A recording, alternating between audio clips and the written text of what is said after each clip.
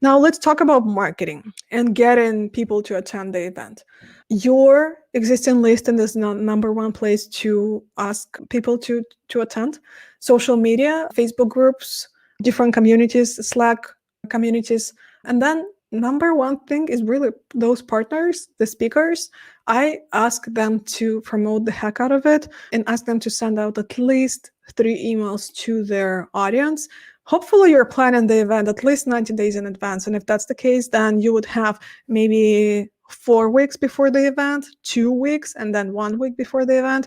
If you are only finalize the speakers, I don't know, 2 weeks before the event, then you only have probably like 2 times that they can send out the email to not badger those contacts. You can also share your event in different event sites, maybe Meetup or Eventbrite.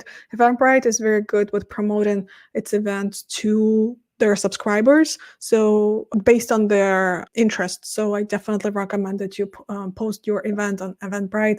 And then leading up to the event, make sure that you book at least a couple of podcast interviews on your podcast of the industry that are definitely going to help drive attendance as well, and just awareness about your company.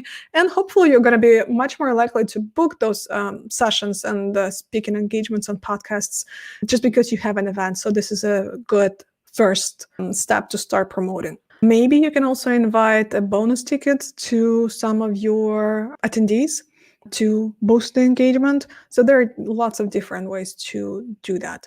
And then one pet peeve of mine is maybe 1 week ahead of the summit, you ask all the speakers to schedule like 5 to 10 minute check-in call with you. During this call, you can ask them to share 2 to 3 sentences about the topic, what it is that they're going to share. You can record this session, and then you have 2 to 3 minutes basically with every speaker video clips that you can promote leading up to the event as well, like promoting the event, which is a great opportunity. Don't forget that creative materials are huge. So your designs and banners, speaker banners, need to be very nicely done so that people as speakers want to share them with their audience. And there need to be different designs. So because people, sharing the same banner 3 times to their audience may be an overkill. So that's why you want to have different banner designs for different times that speakers send it out to their audience. This is my recommendation because they need to want to send it out. And so that it's not like you just make them do that. I mentioned this before, but the opt-in rate from your website, event website, to people registering to your event is around 60%. This is something to keep in mind. Not everyone's going to register.